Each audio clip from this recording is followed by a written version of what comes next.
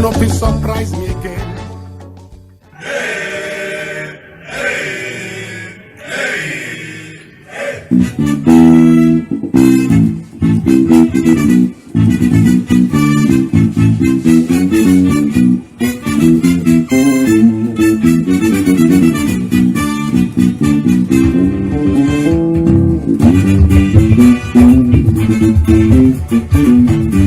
Well, good evening. Welcome to the Situation Room on Mainland 98.3 FM, the sound of Lagos. My name is Sage Babalola. It's a very hot day. I can tell you for a fact, I feel like I'm suffering from a heat stroke. And this is me, who's in a properly ventilated environment. I can only imagine what it's like outside. However, do the best you can to wear loose clothing, protect yourself, hydrate.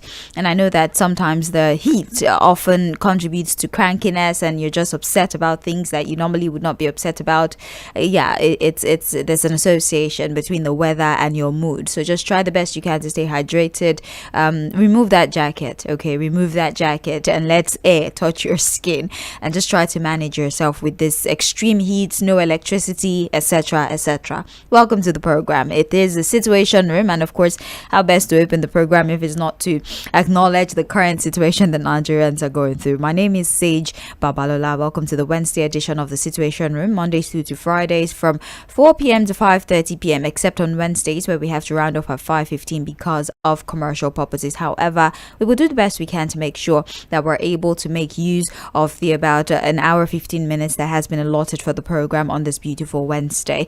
Well, we are going to be continuing conversations about what the market is saying, particularly the energy sector or the oil sector, if you like. If you listen to Midweek Politics, it was a line of discourse. The rising oil prices. This is a conversation that we must continue to have. We need to understand the factors at play here. We need to understand how to insulate ourselves from certain scenarios, because the tensions in the Middle East, between the United States, Israel and Iran, it has indeed escalated into a conflict, and it is sending shockwaves across the global economy. This is not a situation that is peculiar to Nigeria. It's just unfortunate that we fall within the list of countries that suffer consequences like this one, when nature has already given us a way out, but for some reason we're choosing not to walk out that door. Now, what would appear to have been something of a distant geopolitical crisis, they are very far away. The Middle East is nowhere near Nigeria, but now Nigerians are feeling it in their pockets. A geopolitical crisis in the Middle East is causing problems for Nigeria. Their pockets are starting to empty. We're not even a part of this conflict, but we're feeling it at the pump. And the crude oil market has become very, very volatile. War generally threatens major oil infrastructure and even critical shipping routes. As you know, the Strait of Hormuz have been closed down by Iran, and about 20% of the world oil passes that corridor. Now, a disruption there ultimately means that there will be a slowing down of supply. Supply will be a problem ultimately, and you understand the law of economics. When demand is more than supply, oftentimes it leads to inflation. Now, the crude oil prices did increase to over $100 per barrel. Fortunately, yesterday, I think it came down to about $88 per barrel. But across several parts of the country, the petrol prices have surpassed 1,200 naira, 1,500 naira, depending on the part of the country that you are, location, maybe supply conditions as well. Industry operators are even starting to warn that this situation will worsen if the war drags on. That this 1.5 that you're buying this fuel is just what's the Yoruba now? I'm trying to be funny, but it's not coming to me. But the worst is yet to come, basically, if this war continues. Public transport is becoming more expensive. Food prices will most likely increase. Businesses that rely very heavily on energy, right, like manufacturers or people who sell frozen food. I'm even talking MSMEs and even SMEs, those who do ice, those who make ice, for example. They would feel it even more if you run a business that is very energy dependent. But the irony here, the most painful, almost heartbreaking thing here, is that Nigeria is an oil producing nation. So the irony is, why is an oil producing nation among the list of countries suffering this dearly, this badly, when there's a disruption in the oil market? We have the crude. Why then is a disruption? Why then is the closing down of the Strait of Hormuz causing us to pay 1,500 naira for a liter of petrol? a commodity that we can get, seeing as we have crude that is called sweet crude. Our refining process is not even supposed to be rigorous because of the density and quality of crude that we have. Unfortunately, 4 of our refineries are non-functional. One, however, works, a private refinery. But then there are problems. Supply problems are there as well.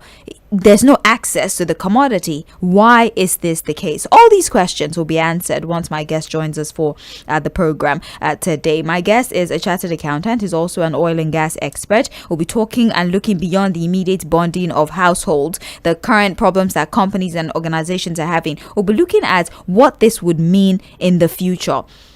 What consequences will this have on Nigeria's economy if it continues like this? I know that right now your only concern is, I cannot buy petrol in my car, I cannot buy the petrol for my business. But then ultimately, if this goes on for months on end, I think that buying petrol in our cars and for our houses and our generators will not be our only concern. It will be, how is our economy supposed to run if this continues? Would we start to see some sort of crackdown? Would this cause us to start to practically live from hand to mouth if left unabated? All these questions, as I said before, my guest will be answering. Let's secure a connection with our guest as we talk about the subject matter of from Middle East missiles to Nigerian pumps, the rising fuel prices and the long-term economic consequences that this would have on Nigeria as a country. That is the summary of our guest. I'm having a little difficulty connecting with my guest, so you do me a very small favor. I'll need to go on a short break and be sure that there's no issue from his end, and then we will continue the conversation. The Situation Room on Mainland 98.3 FM. Don't go anywhere.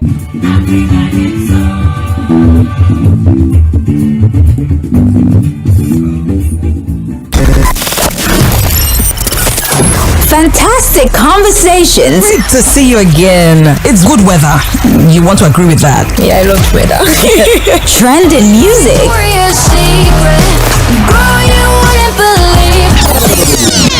I live the life that I love. I love the life that I live. Tomorrow. Traffic updates. Ojoba and Charity intersections is good. There's no cause for alarm. Sports.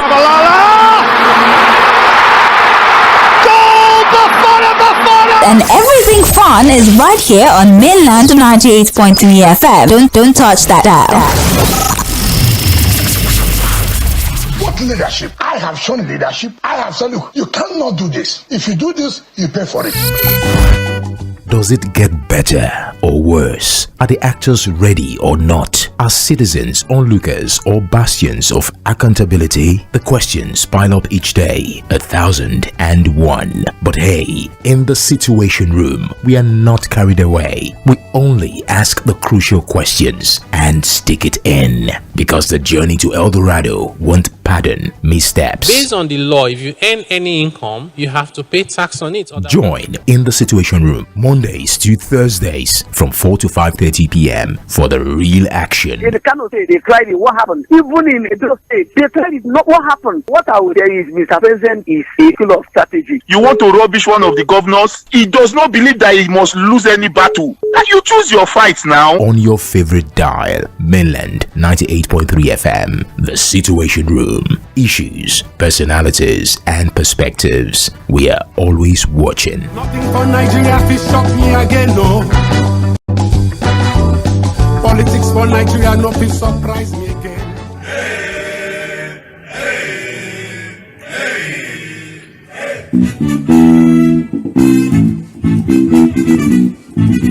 Yes, thank you very much for your patience. We're back now. We have our guest on the phone, Chijioke Alexander Orji, our guest, chartered accountant, oil and gas expert. We're talking about how missiles from the Middle East is having an effect on our pumps here, the rising fuel price and the long-term economic consequences, not just what we're experiencing in the moment. Good evening, sir. Thank you so much for joining us on the program.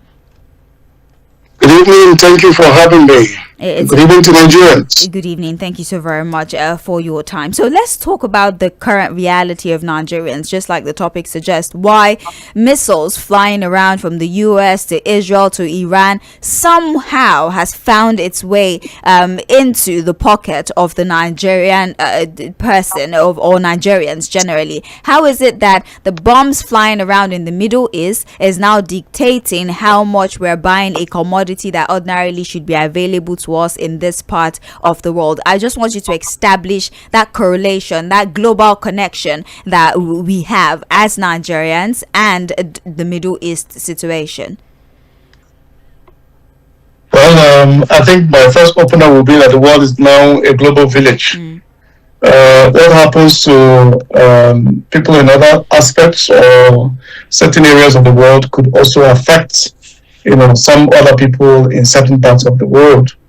But what matters, or what should be the keynotes or focus, should be what attention has been paid to, especially for planning towards the rainy days. We know rain will always come. But what have you as an individual, as a government, as a people, done towards this rainy day, especially when it's come and it is raining now? What we're seeing now is still the showering. It has not started with the heavy rains. So that's my opener. But again, I want to also remind Nigerians that they are not alone in this matter.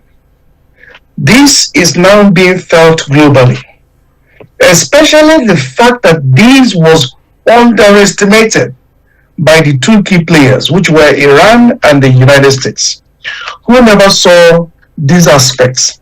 Or perhaps we could also be speaking from another end.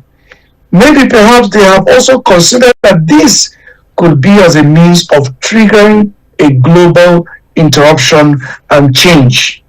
Because especially in our own part of the world, where it is easier for things to go up in terms of pricing, but it is very difficult to return back, to walk back to where it was, if it at all ever does.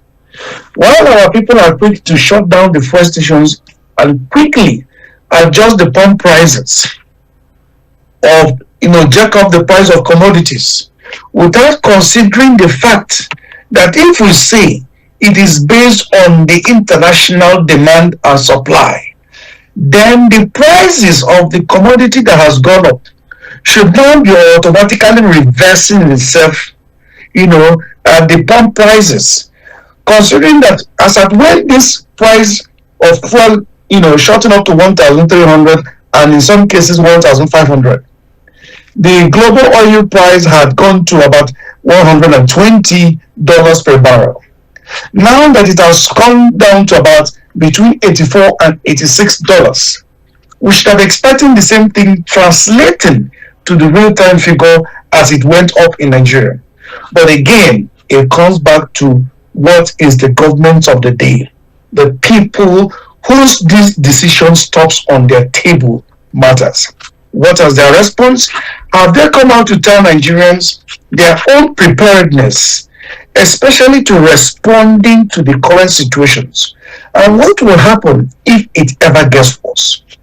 The highest that I'm aware of is a quote referring to a meeting held by the Ministry of Finance and a few other members of the fiscal policy individuals at the top, or guys at the top as we commonly refer to them, coming out to say that yes, they held a meeting and they are monitoring and observing the current situation in the Middle East.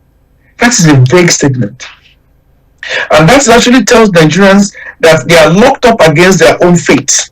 In a situation where you have elected people whom you should ask questions and you should get answers, and they're telling you they're still monitoring. If indeed they're still monitoring, why are the prices now shooting out of control? Because let's not forget that our dear nation as it stands today, without petrol and diesel, cannot function. Because everything we have is all tied to the energy, the primary energy, which is the fuel and the diesel today. To move from point A to B, you will require a vehicle with fuel or diesel. to power up the offices or the production point or the heavy vehicles to move equipment or to move goods and services, including the food that is consumed by the average Nigerian, you will need diesel. So in a situation where the most critical point or commodity that disrupts the economy is being affected from the global scene and is coming home, and the government is yet to come out to speak to Nigerians, a population was said to be in excess of 200 million or plus, and the government of the day has not come to address and tell Nigerians this is the way forward or this is what we should do, especially in the issue of panic buying, because panic buying could again ensure the scarcity of the product, which will even make it harder, which will hit the nation harder, because if we do not have it at the fuel stations, you will fall back to the same days of black markets. And once you come into the black market, what happens in the black market is that everybody will be black. So it's a sad situation that our dear nation has never been prepared for even the most minutest issues that arise. This was foreseen, and even if it was not foreseen, what have we as a nation kept as a fallback? Because every nation ensures that the first thing it does is to ensure that in times of need like this, it never have to fall into the pressure of meeting demands or managing the economy as we're having at the moment. Because what this will simply translate to is, if the government is not able to manage the situation, it is only a little time it will blow out of proportion. And what will happen is we lead to complete collapse and shutdown of the economy, which we cannot afford at this time, considering the numerous losses that the nation has continued to suffer, especially in the areas of corruption, which is not the topic of the moment. So I would like to build on some of the points that you've actually made. Let's talk about the marketers, for example, or those at the pump, the retailers, rather. Many say that they often cause an exacerbation of this situation by creating artificial scarcity. Once there is some sort of adjustment, for example, even when the president said subsidy is gone, instantly the filling stations start to shut down. They cause artificial scarcity and use that as the vehicle on which they increase the pump price. Some are saying that yes, we expected a disruption because of our vulnerability. However, the retailers might be playing a part in this sudden increase that we're seeing to this extent. Do you think that is the case, or it is our vulnerabilities that are exposing us to these high prices? Good. Thank you so much for this question, because I'm happy that this will give us an opportunity to revisit the continued robbery that has been occurring to Nigerians, led by the current government of the day. Before the so-called subsidy is gone proclamation, the Nigerian government, through the NNPC, the then managing director of the NNPC, Lɪධᴇ, just a day before the inauguration of the president, told Nigerians that in their own storage facility and capacity, was the word used, that they had over 1 billion liters. Over 1 billion liters. And do not forget, as at that point in time, that 1 billion liters in excess had already been covered in terms of subsidy. That means that all that was required to have ensured that that product can get to the consumers, which are the average Nigerians, has already been taken care of by our common resources, because it is not a private a gift to anybody or to the nation. This is our own common resources, have been used to take care of it. Then immediately the president made that comment. In collaboration, NNPC released the figure. And the minute NNPC released the figure, all other independent marketers, who are basically just businessmen and women, who are in business to what? Make profits. They are not NGOs. Their main primary core objective of setting up their businesses is to make profits. So the minute the leader, the regulator, the director, the one at the front, which is the guy at the top, made the decision to exploit its own people, which was a show, a show of shame and the gangsterism. But if the NNPC, which had in excess of 1 billion liters, by its admission, began to sell fuel at instantly more than triple the price of what it was imported with, that alone was not only criminality, but it legalized criminality at a level we have never witnessed or seen. We didn't hear the lawyers or the people today who are human rights activists or anyway take these people on by saying, let us go to court. Because it was criminal. What has happened to the excesses of the funds now, which is now said to be made by the governments or by these private individuals? Because we have not seen it translate to, so this is the money that the government has made in excess. No. But that emboldenment gave the marketers at the pumps to ensure that they did not incur any losses. And instantly, they began to recalibrate their meters and began to sell at a higher price. Because why? That is the directives. And I think at the point in time where some journalists approached the NNPC, because there was a conflicting between the prices, which were in some differences. And he said, they were what? Would they expect them to sell at loss? Because they want to sell and be able to go back to buy at the new price. Can you imagine the defense from Nigerians, the director of the NNPC? And from that onwards, we have continued to see the way and manner that these individuals have continued to jack up the prices without any form of consideration. In fact, at the point in time, you now begin to ask, what is the essence or the value or the need for having the PPMC, the Petroleum Pricing Regulatory Agency? What has its purposes in these instances where it is easier to jack up the price, but nobody controls how it comes down? It is not the marketers that decide, oh, we have had enough. The young men at the fuel stations can begin to adjust it lower as a great gift to Nigerians. That is a continuous robbing. And yet, Nigerians are not even waking up to ask for the rightful treatments. But I'm also liken this to what's happening. Yes, in every open, transparent society, when you go to the fuel stations, what you see is the international prices as it's going up and as it's coming down. If the crude traded higher, you will see it higher. But the significance is never so much as it is with our own weakened currency, which, if I want to probably break down, it will take us a longer time today.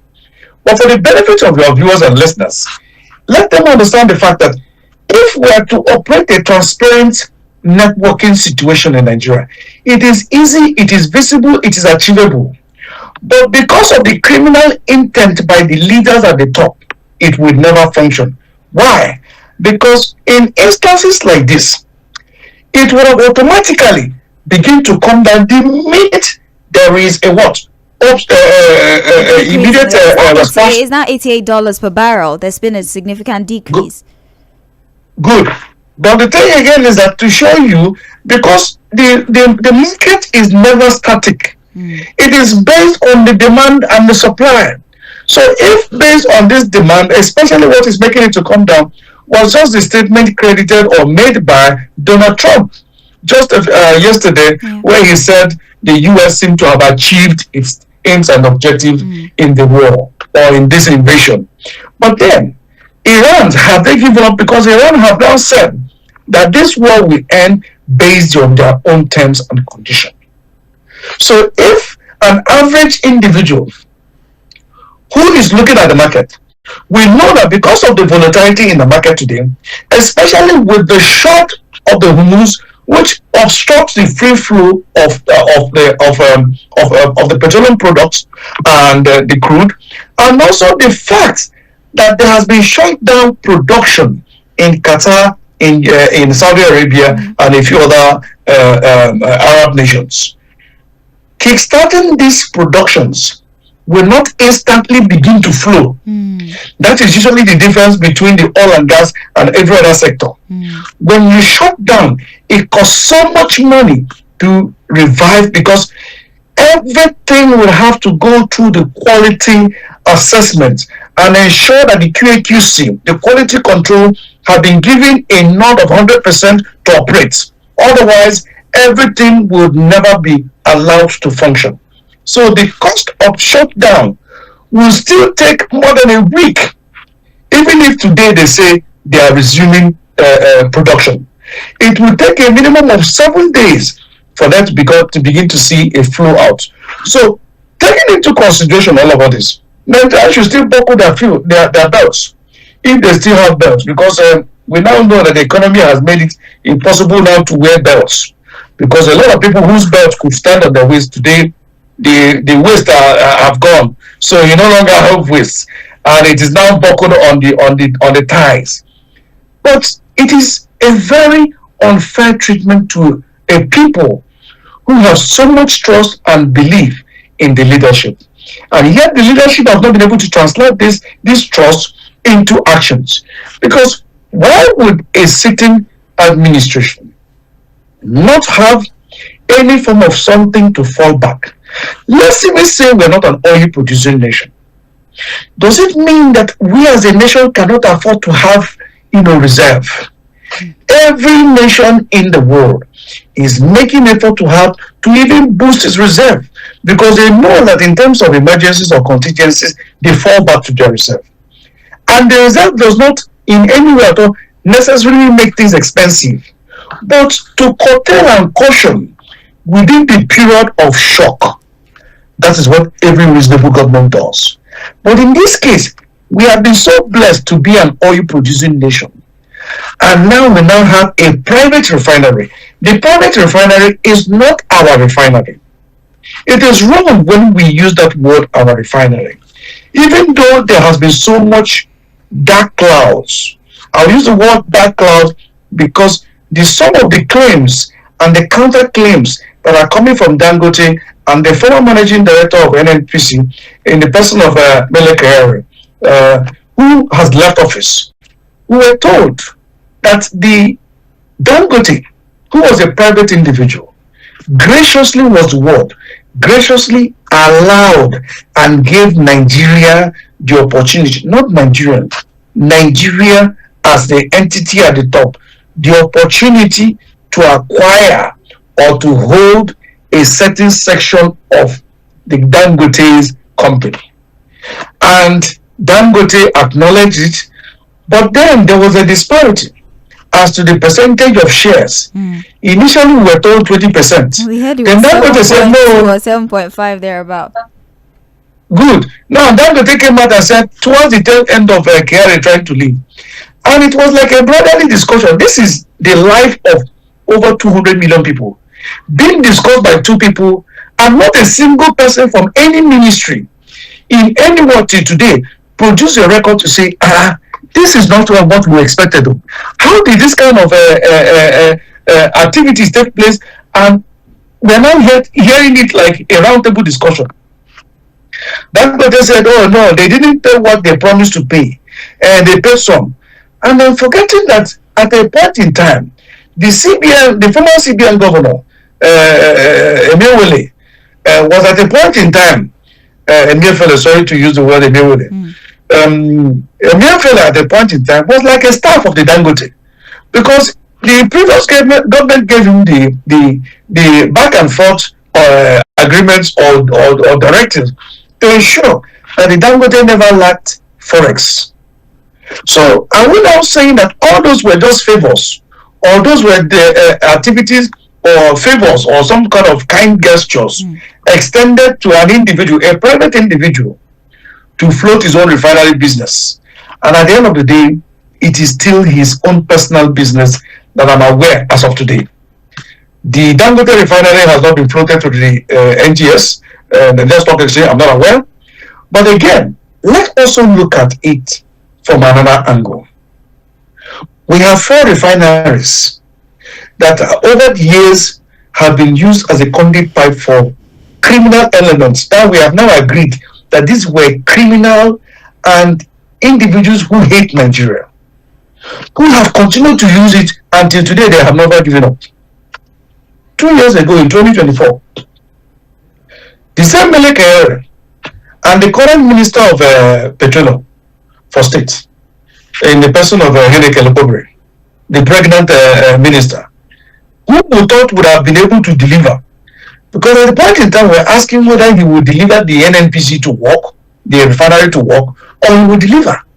But the same individuals and the Melekehere kept on deceiving Nigerians and not telling Nigerians the real truth of the matter. If you have been to the refinery, which I was, and inspected the ongoing the word is initial refurbishment and revivement they were trying to do, and revamping of some areas, you will know that it will take Nigeria on the minimum, if there was a serious work towards it, on the minimum, at least a full 13 to 14 months of continuous work, be it in the rain, be it in the sun, in the Harmattan, day and night, to get that refinery working. Why? Because some of the abandonments over the years has caused the greatest destruction to the refinery. Quote me, I was at the refinery and found out that majority of the tanks, whom at that point in time they were blasting to revamp, in most cases we have some of the tanks that are in the excess of 80,000 square meters, and you want to blast and get these tanks to be repainted and recoated. Let me use the words that people will easily understand. And you expect that these things can be done in less than a week or 2 weeks with the deployment of how many people? How possible is it? How many square meters can they blast in an hour or in a 12-hour shift a day? 12-hour shift means you're doing from 6 a.m. to 6 p.m. in the evening. And then considering the weather, which is in most cases during the rainy season, they cannot walk. And the same Nigerian government looked at the face of Nigerians and were lying to Nigerians that these refineries will come on board. Once it comes on board, everything starts to work. The answer was lies. I kept on repeating it on several programs that I was featured in. I kept on repeating it to Nigerians that this is a fallacy and it was a lie.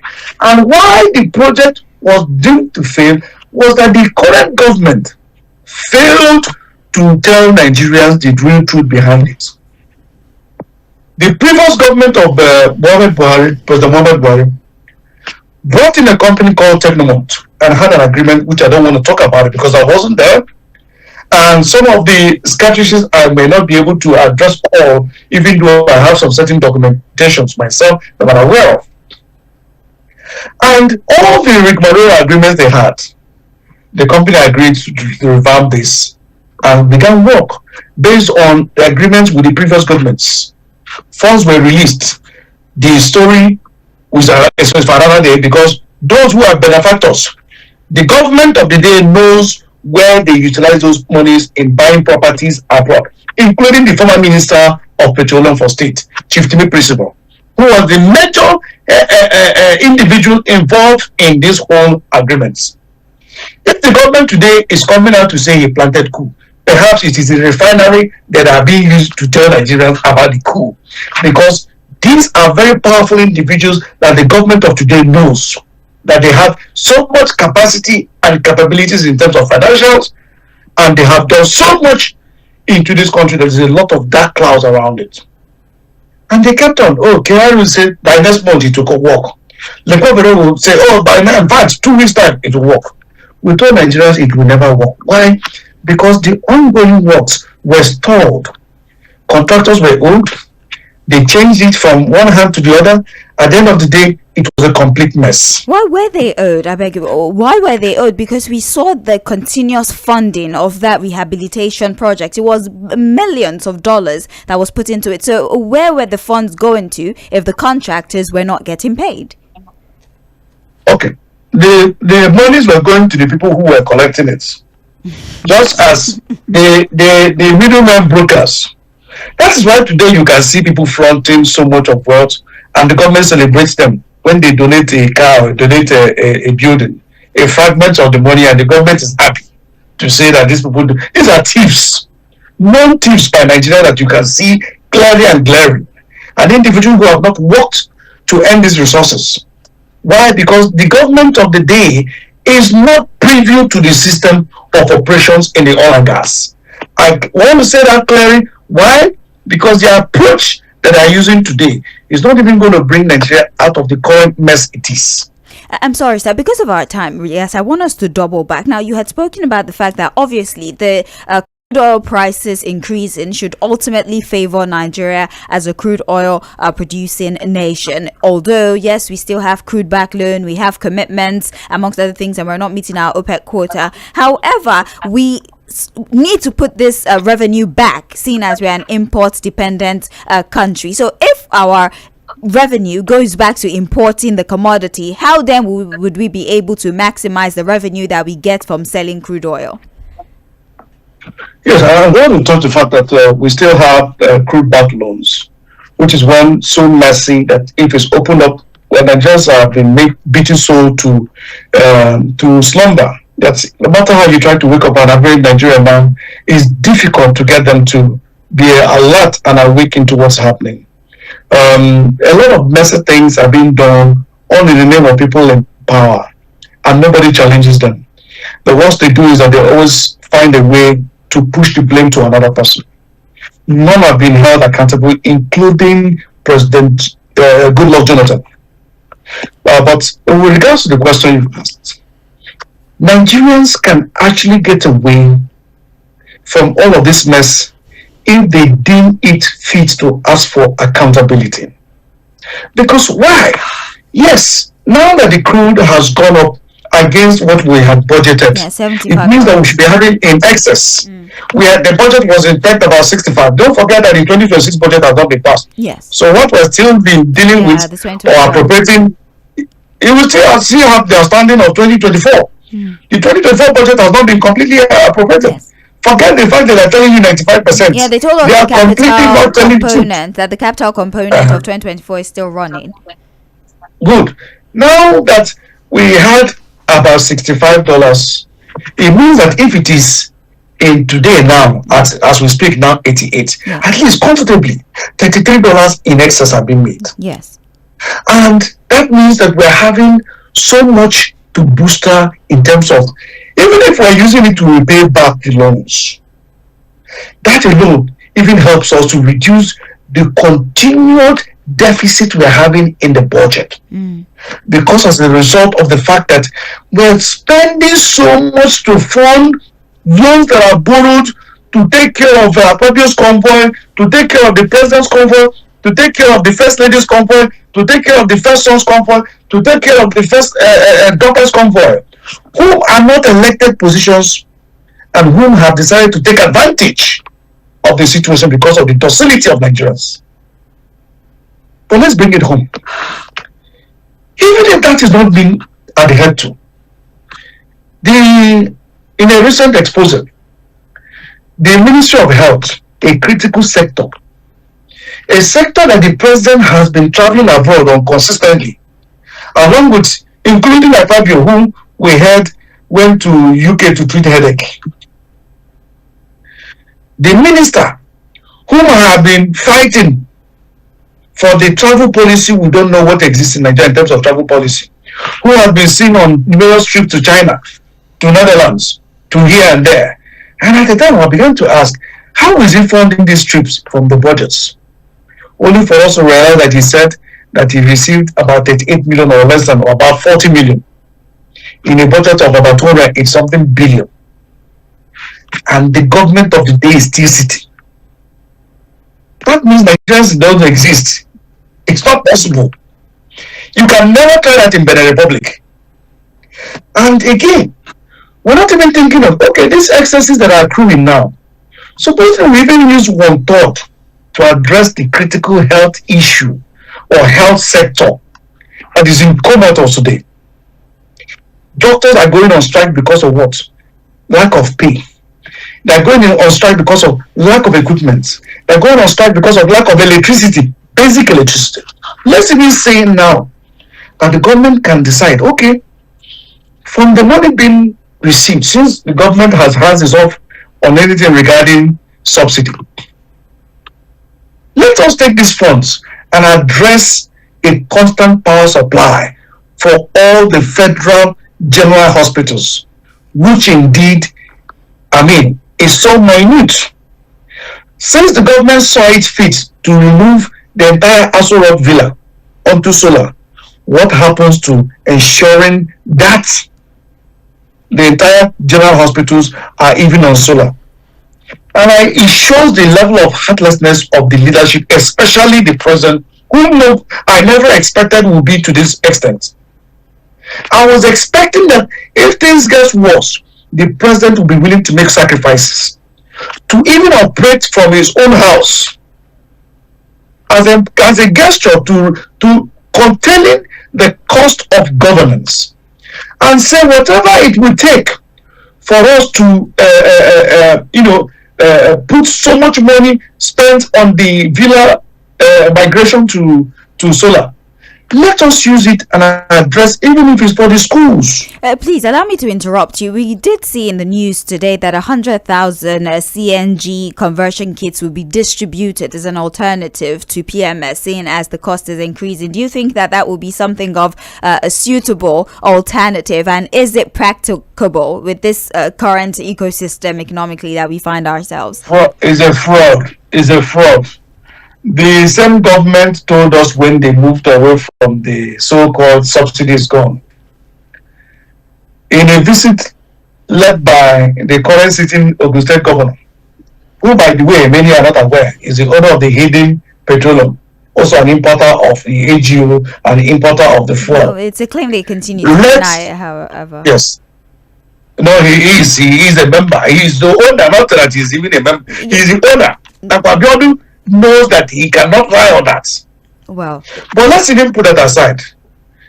The same individual led the visit to the president, and they came out and say, "Hey, CNG buses, he's donating this, he's donating." In fact, they're donating XY billions towards the procurement of CNG buses across the entire nation. That was their own proclamation. It's 3 years down the line, and they are talking another story. They want to distribute kit for who? Is it for children's baby to breastfeed? Why are they not distributing the kit to themselves? And look at the number, 100,000. Is to show you the level of seriousness of a government. A government that's claiming that it has earned so much and has so much excess revenue that it is not even banking gold. It's now telling Nigerians that the best it can intervene is to distribute kits to who? Is it to their chosen party benefactors? Or is it to the functional bosses?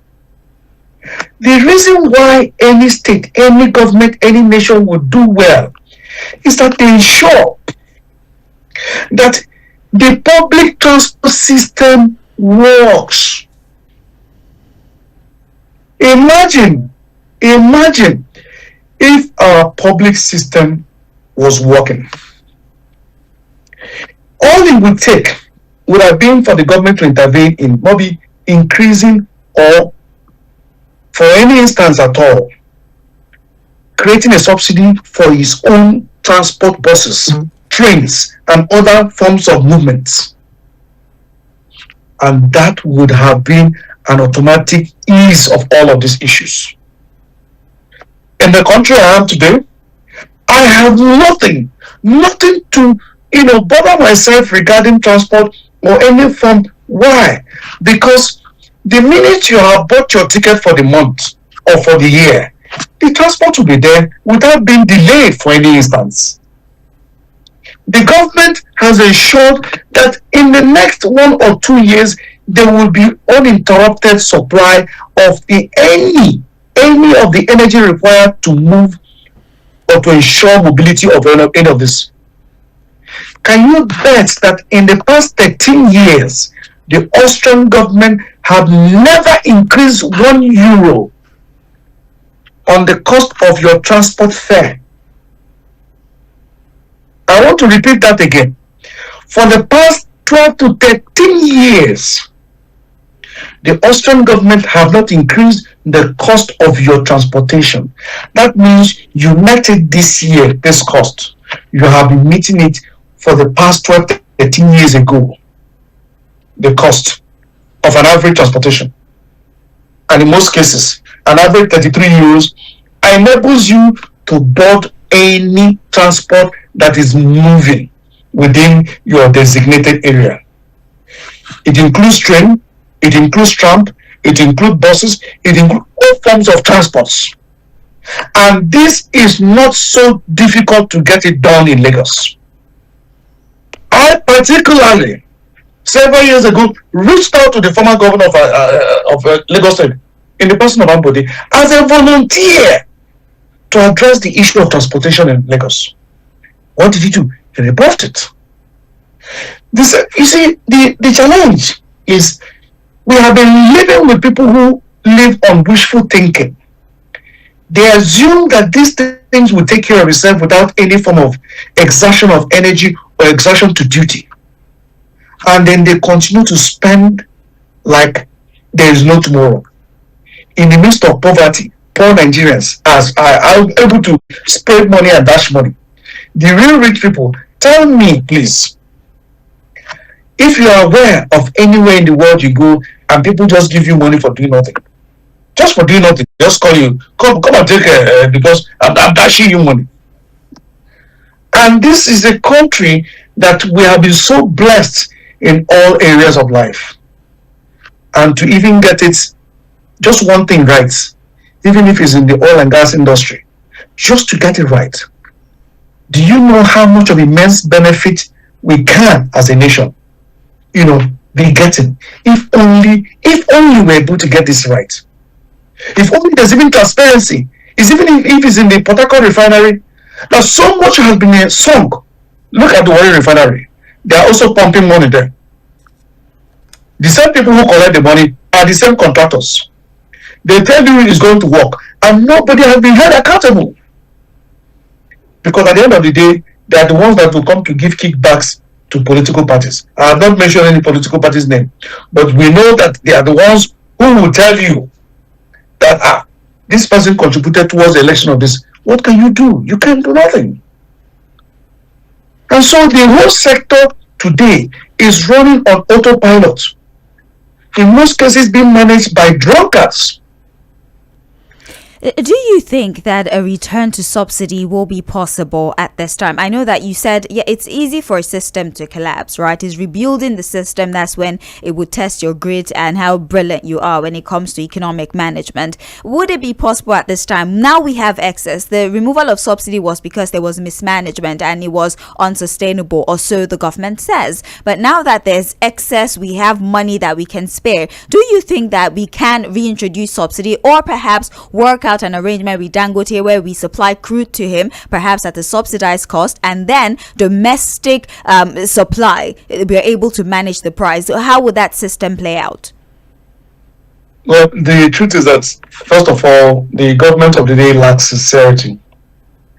Let's not just not get excited with their stories, because it doesn't translate to reality. You can't be telling me that your external reserve is growing even before this issue of upsurge in the crude price, and it doesn't translate to your borrowing pattern. What is the essence of having your external reserve rise and then you're borrowing like as if one has a gun on his head, and the borrowings is not translating to the real figure of even paying local contractors or paying the foreign contractors? I'm not aware if the foreign contractors are being owed, but because those who have been crying have been the local contractors. But let's bring it again and look at it from another angle. Did subsidy really go? Because it's easier to sway Nigerians off and give them impression, we stop paying this, we stop paying that. But in a situation where we know there's a saying, the same people who are in charge are the ones auditing themselves, are the ones telling Nigerians what to buy and what not to buy in terms of their storylines. And if you, for any reason at all, challenge and say, make these things correlate, let us see it. Today is a global world where you can see things, let's be practical. Let's see how indeed this can actually translate to this. it will become a quarrel. Because how does it beat our imaginations that we've said that, okay, the country has made so much in terms of revenue. The oil and gas industry sector today, which we have been told that the NNPC is now a public liability company, it is no longer going to be a regulator. It is also a competitor, right? Now, the same NNPC still tells you, oh no, you have to do this, oh no, you have to do that. And at the end of the day, the confusion is stalling, which led to recent Dangote coming out even showing us that he had some technical skills of being an undercover detective by telling Nigerians, which the story today has gone, of the former DPR head, what happened to Nigerians that a public servant could earn so much in a country where people are so impoverished, in a country where it does not have its own reserve, oil reserve, in terms of mine or in any, or in even refined. Everything is cash and carry. As it's coming down, everybody's taking their own. It's dried up. And then we now ask ourselves, where is the partnership that exists between Nigeria and Dangote? Do not forget that while Nigeria produces and has a quota for of about 2 million in OPEC, and until recently when Tᴏɪᴜᴛᴜ left office, because when Tᴏɪᴜᴛᴜ was there, it came down to as low as, the production rate came down as low as 770 something thousand barrels per day. But today we now hear that local vigilantes and those who can afford to spend trillions of naira to pay USPR from the Niger Delta suddenly started helping the NNPC, and the NNPC director started going to the bush, and they started seeing some pipes that went to people's houses.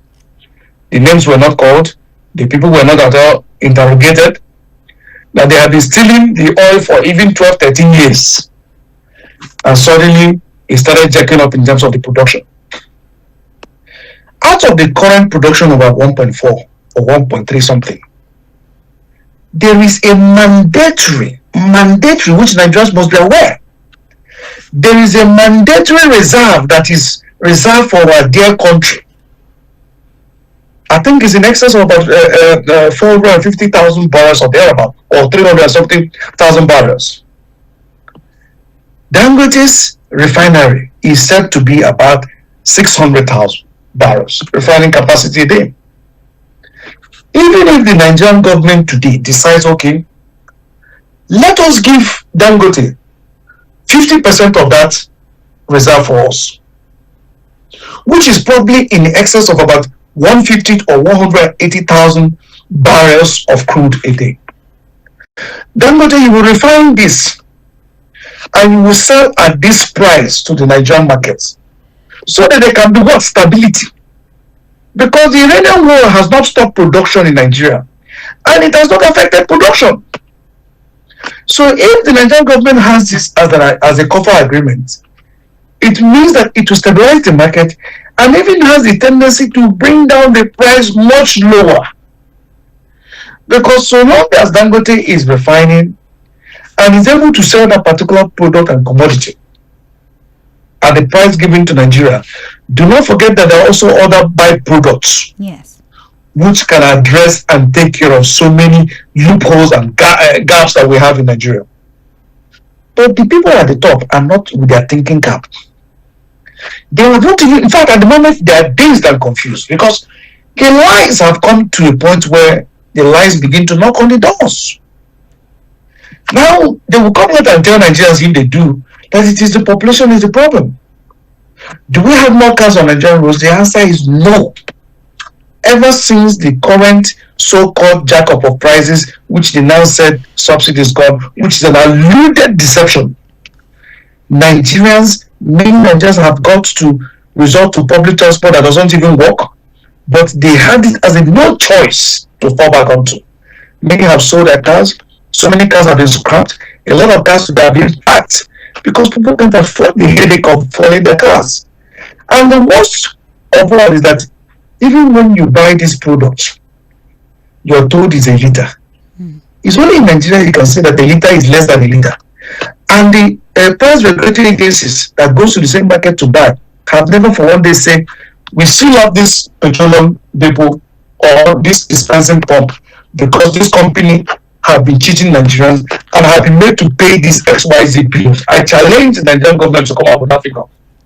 So we're running out. We're running out of time, and I really would like us to conclude so we can open the phone lines. We're having a conversation here with Chijioke Alexander Orji, chartered accountant, oil and gas expert, and we're talking about how this disruption in the global oil prices is affecting Nigerians badly. People are buying PMS for as high as 1,500 naira. What is the future of Nigeria? The alternative has been converting our vehicles to CNG, hoping that gas prices will be lower. So if you cannot buy PMS, go and buy gas to run your facilities. But as we round off this conversation, let's talk about the weaknesses in Nigeria's energy security planning. What essentially are the weaknesses? And I want us to highlight it so that you can tell us in what ways we can plug these leakages. If we know what the primary issue is this a lack of resources? Is this wastage of available resources? Is this lack of planning? Is it lack of expert and personnel in the energy sector? What are the primary weaknesses in our energy security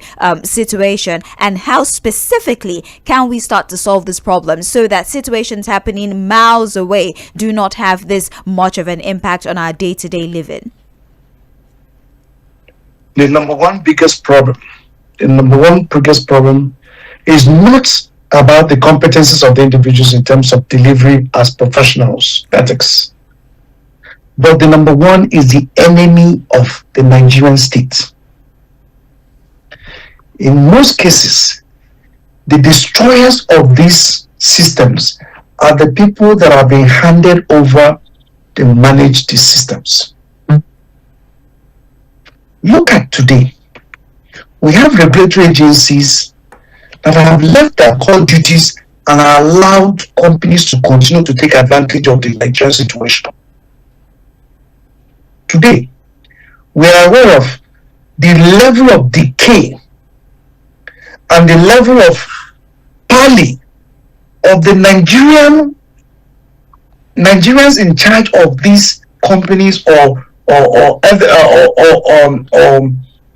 establishments that would rather choose to devise the most criminal intents to parley with their foreigners counterparts to ensure that they continuously deplete the common resources and destroy any form of hope of revamping this. Look at what is happening with the Nigerian exploration licenses given to Stanley Global, an Indian company operating in the Niger Delta and the Delta regions. Today, a lot of dirty things happen there and the regulators know. It is not my duty to come out and begin to expose all of those things because they are aware the level of decay. I've just mentioned one company, but there are several of them, including some of the indigenous companies who continue to take advantage, especially in cheating the state. Because today, we have so many loopholes and loop gaps in the systems where even for the Nigerian government to tell Nigeria how much crude we produce a day has been issues. It is what we are told that we have produced, that is the answer.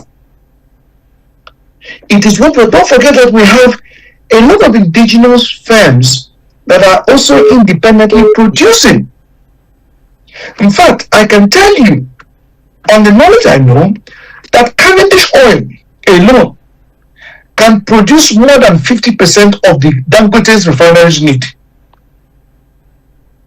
And why the market would have even been better and sweeter is that these individuals will not be giving themselves so much of headaches of trying to move these products to the international world to sell. No, this is just bringing the goods to him in Lagos, which is how many kilometers? The problems in Nigeria has also been the continued lack of checkmate and a lack of accountability. How many times have we had a proper inquiry, an open inquiry, not the ones that are instituted by the Senate and the House of Representatives, where we hear 210 trillion is missing. By the time the individuals come and a few things happen, abracadabra takes place, you will never hear of that story again. Or if you hear it again, we'll say, no, it was an error. Or is this? Then another set of people will come again. They'll bring facts and figures and say, Baba, come and answer. About 310 trillion were missing. What happened? It has been the same. So what we have been witnessing is that it is Nigerians that have been destroying their own country, not realizing that there's no place like home. What they are taking advantage of in taking the monies from Nigeria that should actually build and develop the nation into nations that don't even welcome them. They don't welcome these illicit funds. And in most cases, we have seen how it is being used. In a situation where politicians are arrested, you hear he has more than 58 houses. There are no houses that are rented out. There are houses that these very callous individuals have bought in different parts of the world, that in most cases they never get to visit in a year. And in most cases they don't even remember they have the houses because they didn't work for it. They all picked it on a platter of gold. And we're having the same thing translating again. That is why these sectors will never rise. Because again, it's also this issue of tribal sentiments. It's my brother from my town. He made some misappropriations. I won't probe him. Is it not what we're having with the governments coming? Successive government will tell you, I'm not intending to probe him. It's not your business to say you. It is not your father's money. It is not your brother. These are people's commonwealth. You now say you don't want to probe him. Why? Where is the growth? Where does growth start from? Growth starts from accountability. So if there's no accountability, what is the essence of existence? Because you cannot do it now. Yes, we have to go because we have less than 5 minutes to take feedback. I know this is a conversation that an hour would not be enough for, but this is a developing story, and hopefully we're able to connect with you again so we can talk on the recent development on this subject matter. We want to thank you very much for your time this afternoon, sir. We appreciate your analysis. Thank you so much for having me. I appreciate it. Thank you so much. Thank you so much. Well, that's Chijioke Alexander Orji, chartered accountant, oil and gas expert. As you can tell, it's still so much to talk about, but because of the limited time we have on Wednesdays, let me just get straight into taking phone calls. 09136000410 is the number to dial. Very briefly as you can, please, straight to the point. Hello. Thank you very much. This is Mr. James. Welcome. So quickly, on stage, I want to ask you 1,001 reasons why after Nigeria expended billions of dollars to fix our refinery that never worked, which does not even end there, but Mary Kyari came out to note publicly that Port Harcourt refinery has started functioning and producing, and yet not even 1 liter has he produced up to today, and the American is working freely. Tell me 1,001 reasons why that one should be a free person. Now they're talking about 230 missing money. Nobody. More time, if the man had gone to settle Senate now, that matter will be closed. Tell me, these same people that on seat of power today are behind that monumental corruption in oil subsidy, during the oil subsidy regime. So this is where we are today. Thank you very much. So the other people can contribute. All right. Hello. Hello. Yes. Good evening. Your name, please. My name is Prince Y. Coming from Bsoʟ. Yes. You see, your guest speaks very well. You know, in Nigeria today, many things were strong, and that's what. And what we got all the problem we are facing today, we talk of our father not working, the terrorism, the Boko Haram, all the big government corruption. Even though the most exposed one, this refinery, when they told Nigeria that our refinery is working, and he's happy about it, later to come to be a fake news. So I just want our judiciary to please help Nigeria. All those that stood our Commonwealth after being treated by the FCC, ICC, the next state is cut off law, and when matter goes to that state, it is stopped. That's our problem. So our judiciary should be reformed, and if we try to save this country, we should take our money because their personal money should be taken away from them, and let them use the money to develop the country. All right. Thank you very much. Hello. Please turn down the volume on your radio. Good evening. Please turn down the volume on your radio. Good evening. Good evening. This is Prince Ademola from Owe. Hello? I'm with you. Go ahead, please. Okay, your guest spoke so well. It's a pity Nigeria is like we are talking to deaf and dumb people. The system cannot change because those people are not ready to change anything. I waited I had all the analysis. In fact, I was like weeping when I was sitting there. When people can talk all this to us, but those in power, do they listen? Are they part of it? We have minister as president. We have minister of state as Niki. They just walk about as if nothing is happening. So, and they leave us to whatever we are facing. No matter what we are saying, I'm telling you, only when God says it is time, it will bring those people who will liberate us. Thank you. All right, 09136000. We've had a conversation here about what the problems are and how do we go about solving this situation. Is it the people? Is it the policy? Is it the system? What exactly is the problem and how do we navigate this situation? Hello. Yeah, Babalola, good evening. Evening to you, sir. Yeah, Alabama, please, man. Welcome. Yeah, thank you, Babalola.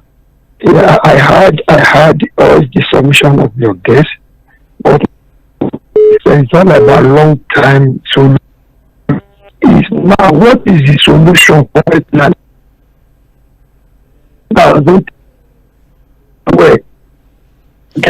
We cannot hear anything that you're saying. You might need to call us back. Hello. Hello. Yes. Good evening. Good evening. Good evening. On this from I don't know if this is the problem from our end, but everybody seems to be whispering what's going on. Hello. Hello. But this is really from Solo. Okay. Please, see, your girl is spoke very well. I like we analyze everything. But it's our government listening to this. They are just doing what they like.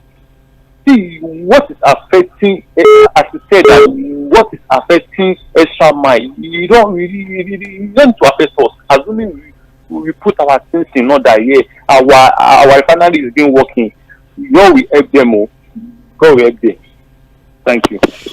Okay. Hello. Hello. Hello. Good evening, Yala. Good evening. I'm making noise. Calling from my phone. Okay, I'm starting to wonder, is everybody whispering or it's me that I can barely hear anything? I don't know if people outside can hear. Well, are you hearing me? I'm hearing you. Much better now, yes. Clear. Go ahead, please. Okay, so I'm making noise. I'm calling from Kwanya. Your guest has spoken so well. But when you look at all that he has analyzed, you find out that there is no policy as at this moment that can change anything. What we need is change of the kind of leaders we have. We don't have honest leaders. We don't have sincere leaders. We have leaders who are only about playing politics and they're making money for themselves and for their generations to come that cannot even spend such money at the detriment of the Nigerian people. Okay, look at how the whole world right now to speak is about how to insulate the domestic economy from the pressure that is coming from the war. But what do you hear from our president? Okay, that he has sold 100,000 gas conversion kits. Thank so you. So when you look at it, is that a solution? All right. Thank you very much. Let's take this last call as we round off the discuss. Hello. Good evening.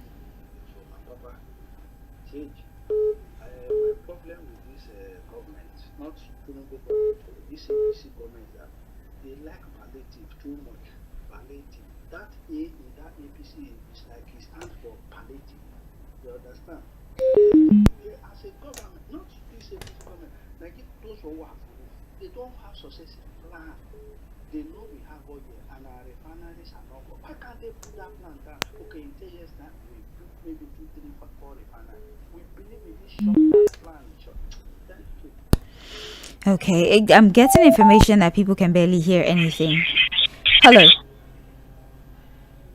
Hello. Can you hear me Okay, now? much better. Can you hear me? Yes, I can hear you now. Yes, Babalola is my name. Yes. Babalola, what I said is I heard all what your guest has said. He has spoken very well, but maybe I need solution. They cannot condone buying fuel of 1,300, 1,500 naira.